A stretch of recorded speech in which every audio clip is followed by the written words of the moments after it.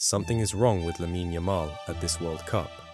This week, Lamine Yamal turns 19 years old, just one day before he plays the biggest match of his life. And right now, the most talked about teenager in football has gone almost completely silent on the tournament's biggest stage. 1 goal, 0 assists, 6 matches. That's it. That is the entire offensive output of the player who was supposed to be the face of this World Cup. Don't believe me? Look at the contrast. At Euro 2024, Yamal walked into the tournament as a 16-year-old, and nobody had to make excuses for him. He finished with a goal and 4 assists, a tournament-leading number, and walked away with the Young Player of the Tournament award. He became the youngest player in history to win a major international trophy, breaking a record that belonged to Pelé. This is not a kid who struggles under pressure. This is a kid who has made pressure his entire personality. So, what happened between Germany and North America? First, understand what almost didn't happen at all. In April, Yamal tore his hamstring, scoring a penalty against Celta Vigo. Not a tweak. A grade 2 tear, the kind that ends seasons. It wiped out the rest of his club campaign and turned his participation at this World Cup into a genuine doubt. He was named in Spain's squad, still recovering, still building match fitness back from zero, and he entered the tournament as a question mark, wearing the weight of an entire nation's expectations. He was a doubt for the opener against Cabo Verde. He was a doubt again for Saudi Arabia. When he finally did appear, thrown on from the bench against Cabo Verde in a frustrating 0-0 draw, he needed just 19 minutes to remind everyone why the hype existed in the first place. 1 big chance created, 2 shots, 10 passes fired into the penalty area in under 20 minutes of football. For a moment, it looked like the recovery was complete. Then came Saudi Arabia. Spain won 4-0. And Yamal scored. Not just any goal. He became the second youngest player in World Cup history to open the scoring in a match, behind only Pelé in 1958. He became the 8th youngest goal scorer the tournament has ever seen. For Spain, only Gavi, at the 2022 World Cup, had found the net at a younger age. The numbers lined up perfectly with the story football wanted to tell. The Wonder Kid arrives. The Wonder Kid delivers. The record books bend around him like they always do. And then, nothing. 5 more matches, 0 goals, 0 assists. A player who spent last season racking up 16 goals and 11 assists for Barcelona in the league alone.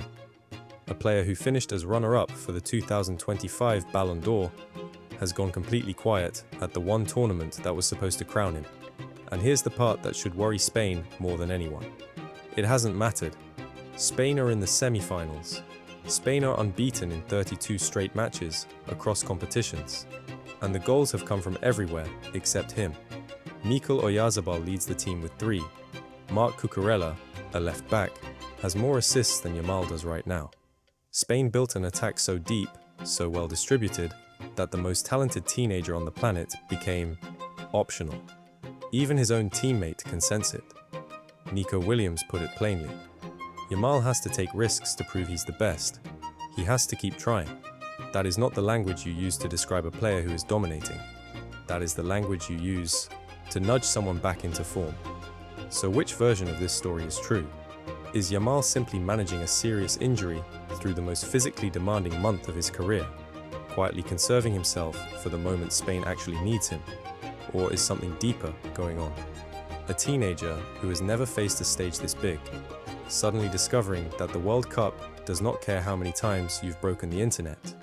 Because here's the uncomfortable truth about football at this level. Being the best player in the world at 18 does not guarantee anything once you step onto a World Cup pitch. The tournament has humbled bigger reputations than his, and Yamal has never played a knockout match with this much riding on it, against a team that has not lost a single game, in front of a global audience, expecting him to be the reason Spain wins it all. That team is France, and France have spent this entire tournament looking less like a football side and more like a machine with no weaknesses. 6 matches, 6 wins, 0 losses.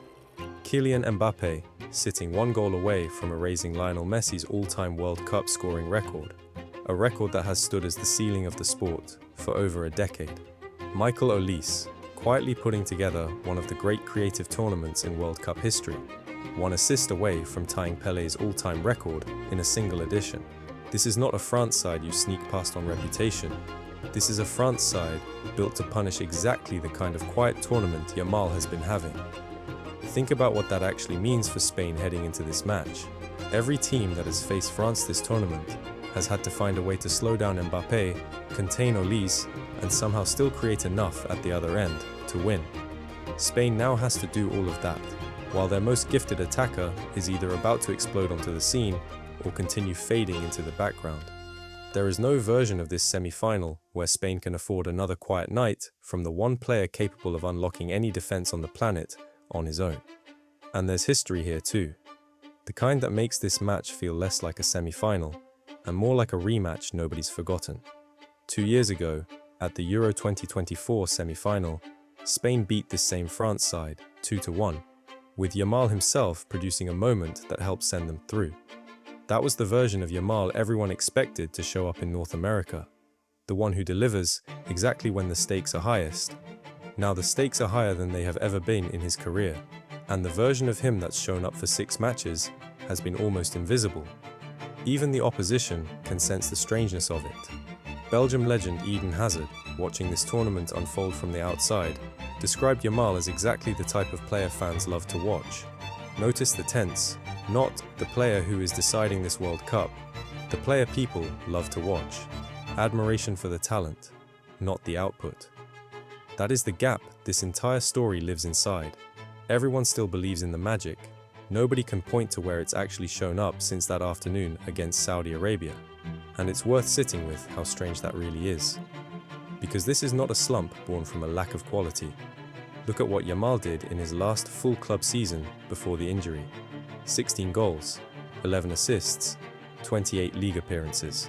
A player finishing behind only Mbappe himself in overall goal contributions for the entire season, and running away with the assist chart outright. This is not a young player still figuring out how to influence a match at the highest level. This is arguably the most productive attacking teenager Europe has produced in years, and for 6 matches at the tournament built to showcase exactly that, the product has simply not arrived. So this match becomes something bigger than a football match. It becomes a referendum. Turn 19, the day before kickoff. Walk into the biggest game of your life the next. Face the exact opponent you beat when everyone was watching 2 years ago. Do it while your own manager's team has proven, mathematically, over 6 matches, that they do not actually need you to win.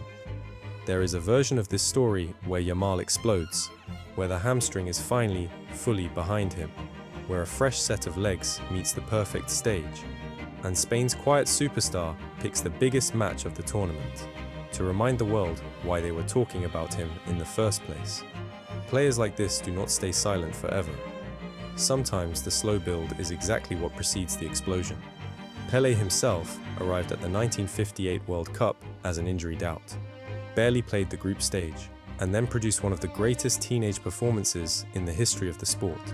Once the knockout rounds began, if there's a template for a young superstar going quiet before erupting on the biggest stage, that is the one. But there is another version. The version where the tournament simply passes him by, where Spain wins or loses this semi-final with contributions from Oyarzabal, from Cucurella, from anyone but their most famous face. And the story of Yamal's first World Cup becomes a lesson instead of a coronation. A reminder that reputation buys you nothing once the whistle blows. That the biggest stage in the sport does not wait for anyone to find their rhythm. Not even the players the entire planet has already decided are legends. Whichever version happens, it happens at the AT&T Stadium. Mbappe chasing Messi's ghost on one side. Yamal chasing his own reputation on the other. 19 years old. One day into being a man by the calendar, and about to find out, in front of the whole world, which version of himself actually shows up, when everything is on the line. Something is wrong with Lamine Yamal at this World Cup. The only question left is whether kickoff is the moment he fixes it, or the moment the world finally sees the difference between being brilliant and being ready.